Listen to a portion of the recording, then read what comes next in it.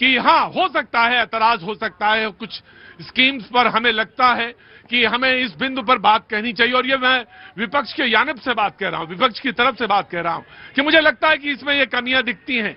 मुझे लगता है कि इसमें नाम क्यों बदला गया, इसमें लगता है कि मुझे इस स्कीम में ऐसी क्या चीज है जो जोड़ी गई है और जो वो नागवार गुजरेगी और जो लगता है कि वो अधिकारों का हनन है। तो संसद और पंचायत सबसे बड़ी जगह है जहां पे उस बात को कहा जाना चाहिए और ये बात कही जानी चाहिए। तो सवाल यह है कि आखिर संसद में गतिरोध, विरोध इतना क्यों कि वॉकआउट करना पड़ जाए और संसद सत्र चल ना पाए।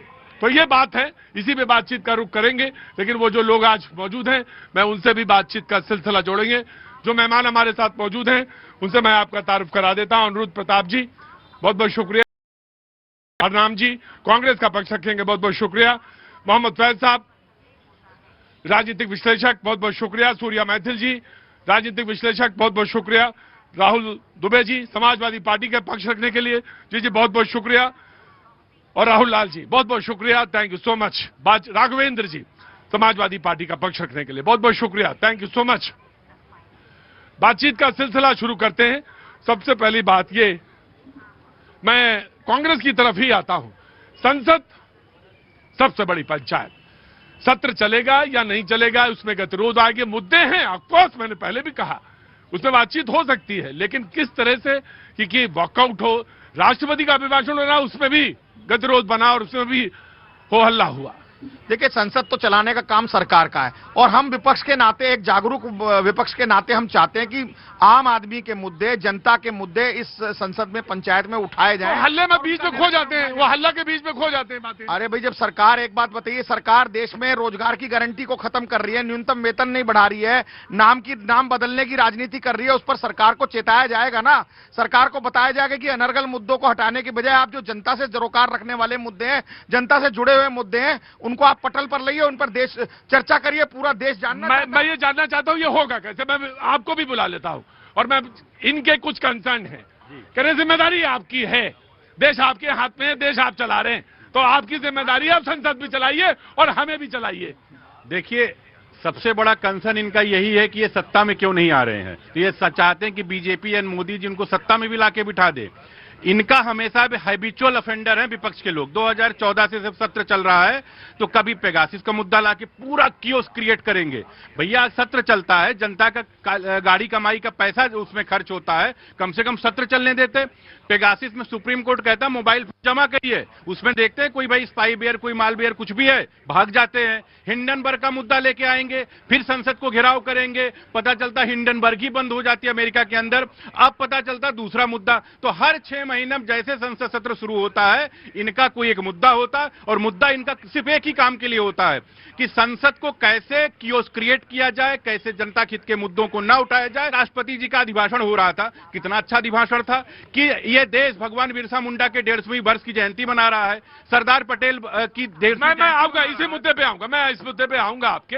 लेकिन मैं एक बात आपसे कह रहा हूं कि ये जो विपक्ष है, खासतौर से जब मैं ये बात कोट कर रहा हूं तो आरजेडी कहती है ये बात, आरजेडी के प्रवक्ता ने ये बात कही कि जो ये मौजूदा सरकार है ना, वो न्यायपालिका, ये नगर पालिका से आगे नहीं देख पा रही है, नगर पालिका के मुद्दे की चौहद्दी से आगे नहीं देख पा रही है, और मनरेगा को तो उसे वापस लेना पड़ेगा जैसे किसान बिल। तो ये सवाल वो कह रहे हैं कि आप देख नहीं पा रहे हैं आगे।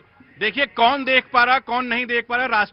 राष्ट्रीय जनता दल के प्रवक्ता को बिहार में देखना चाहिए कि भारतीय जनता पार्टी वहां कॉन्टिन्यूस हर टर्म में आ रही, बिहार के अंदर आ रही है। तो भारतीय जनता पार्टी पंचायत के जो मूल काम है उसको भी देखती है और देश की सुरक्षा का जो काम है उसको भी देखती है। अगर कहीं फॉरेन ट्रेड एग्रीमेंट करना, वो भी हो रहा है। अगर देश के अंदर नक्सलवाद खत्म करना, 126 जिलों से नक्सलवाद खत्म, केवल 3 जिलों तक नक्सलवाद आया है। अगर सांस्कृतिक विरासत राम मंदिर का निर्माण है उसको भी देखती है। अगर देश की सुरक्षा की बात होती है तो वो भी देखता, ऑपरेशन सिंदूर करके दिखाया जाता।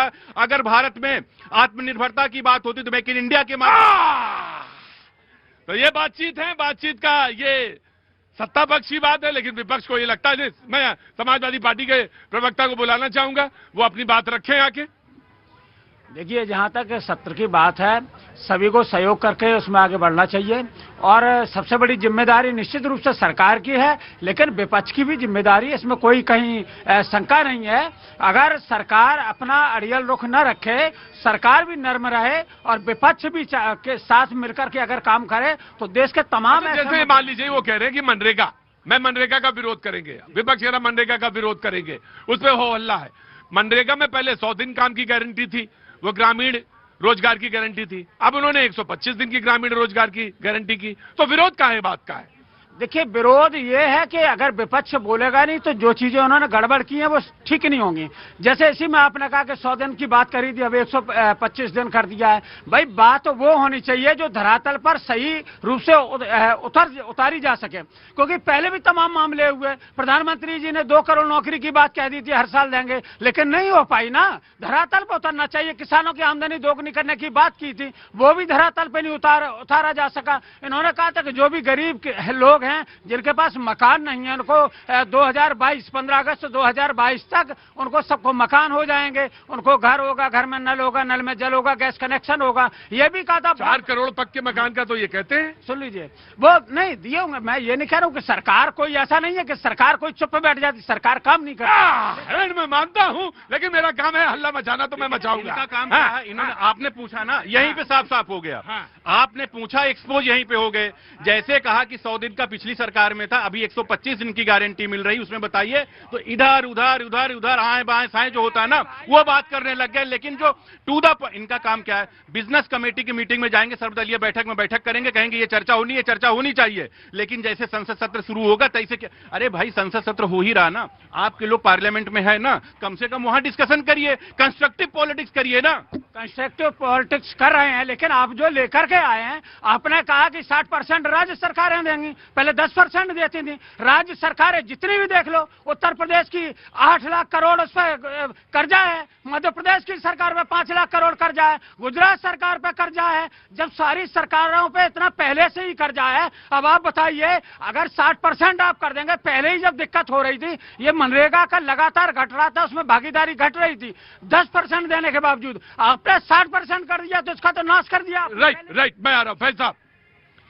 बिस्मिल्लाहिर्रहमानिर्रहीम। भारत माता की।